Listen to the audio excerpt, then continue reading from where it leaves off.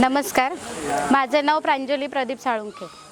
मी खोपोली नगर परिषदमध्ये आरोग्य सेविका म्हणून काम करते आणि इथे आज दिनांक 20/3/2026 रोजी जागतिक महिला दिनानिमित्त वर्षा मॅडमनी आम्हाला खूप चांगल्या प्रकारचं मार्गदर्शन केलं। इथे आल्यानंतर माधवबागमध्ये इथे आल्यानंतर महिलांचा सन्मान का केला जातो आणि सशक्त नारी म्हणजे काय याबद्दलची माहिती खूप चांगल्या प्रकारे दिली।